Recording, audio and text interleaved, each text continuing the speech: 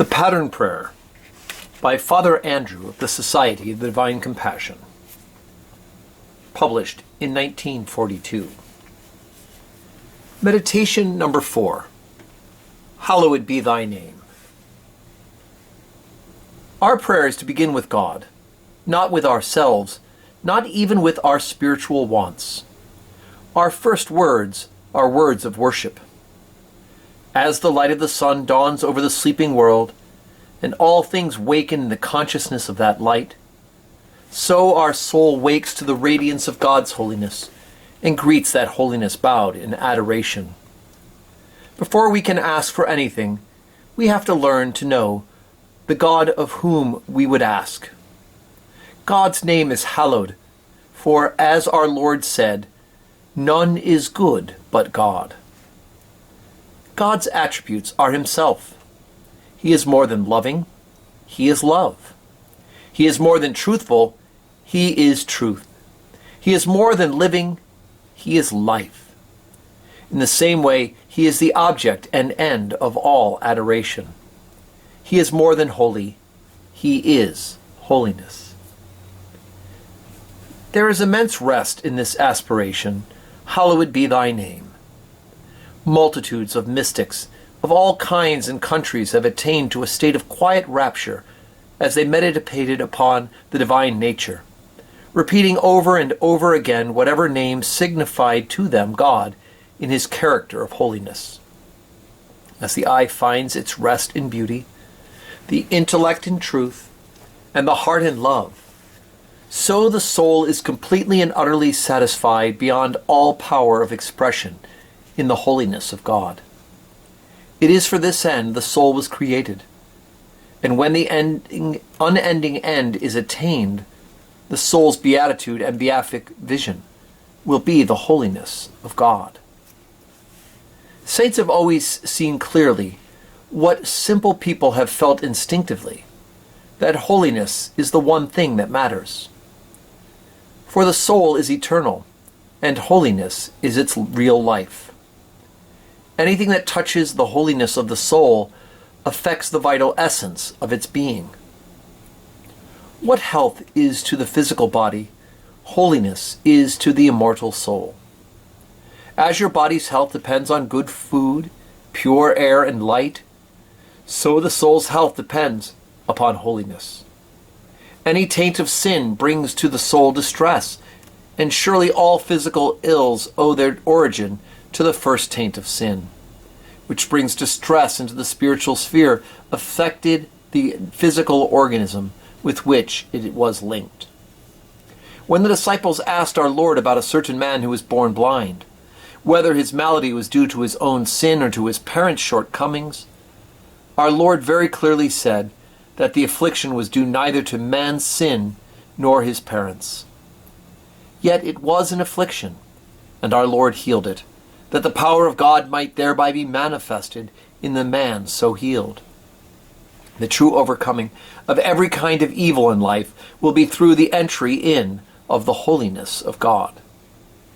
Our Lord brought salvation to the world by making of his Blessed Mother a human nature, which, being perfect in holiness, could be a pure channel through which the stream of the divine life might flow. There was apparent on this earth in human nature the holiness of God. Our Lord's prayer was ever, Father, glorify thy name. The holiness of God was manifested in the life of Jesus. His life was the light of the world, the true light, the divine light, the holiness of God. The saint faced with the challenge of death or some denial which will touch the integrity of his holiness, wins the victory in the prayer, Hallowed be thy name. Coming back from South Africa, as the liner on which he was traveling home steamed through the Red Sea and was passing the Sinai Range, the writer was joined by a fellow voyager. His companion stood silent for a while, and then, with considerable passion, delivered his soul its permanent problem and continual craving. Padre, he cried, I wish with my whole heart that I had your faith. I am not what the world would call an unhappy man. I am quite well off. I have got no skeleton in my cupboard. But I cannot see the use of life, and I can say with certainty that if this life were offered to me now, I could take it or leave it. I would most certainly leave it. I cannot see its purpose or its meaning or its worth. I only wish I had your faith and could make something of it.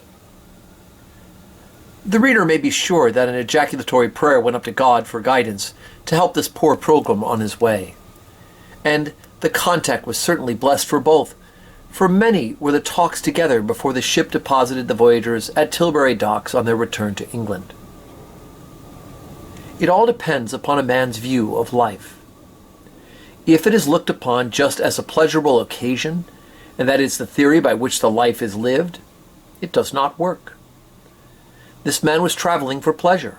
He had a wife and a family, and they were all fond of one another, but they had no sense either of the permanence of life or its holiness.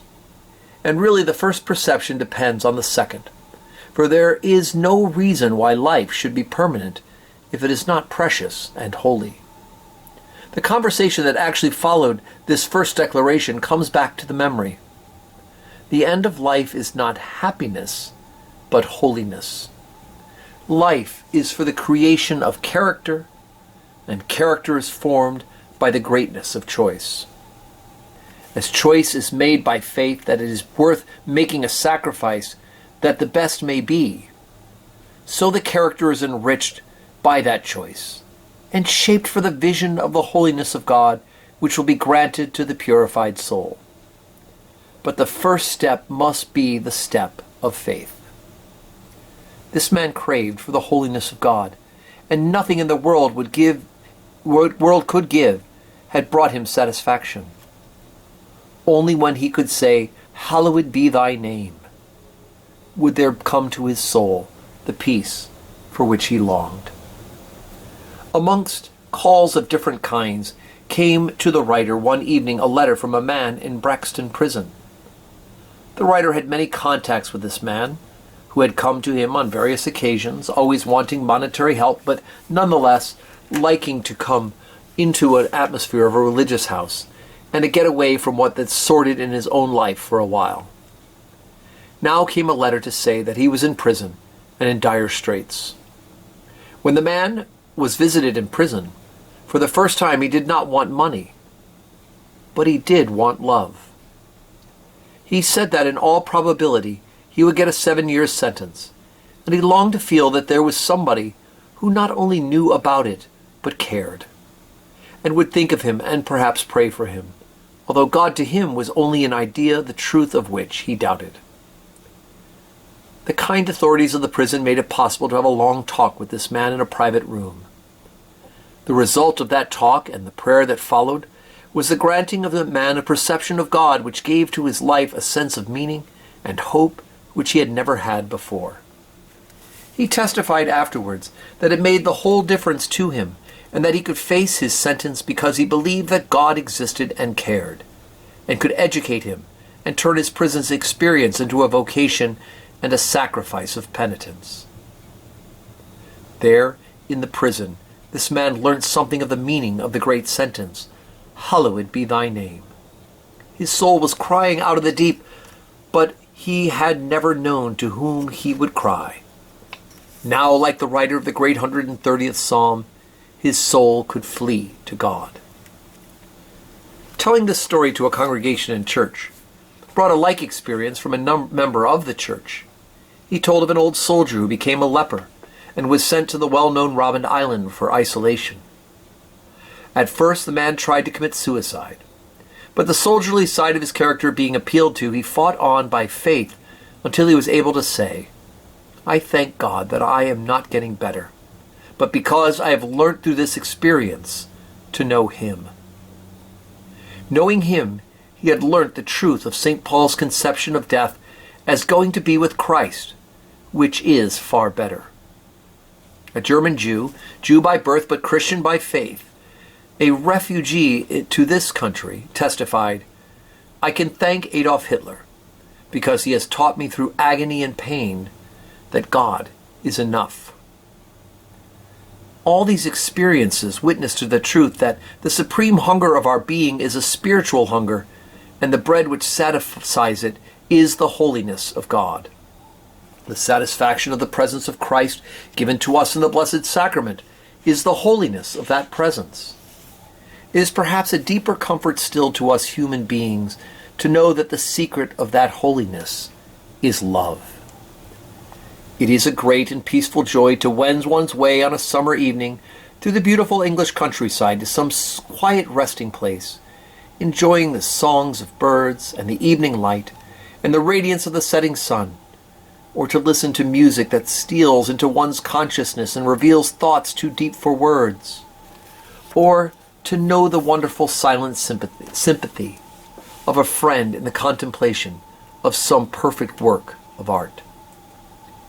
But all these very real and lovely experiences fall altogether short of, and are not to be compared with, the unutterable content of that soul becoming aware of the reality of the presence of God and his infinite love, is able to say, "Hallowed be thy name."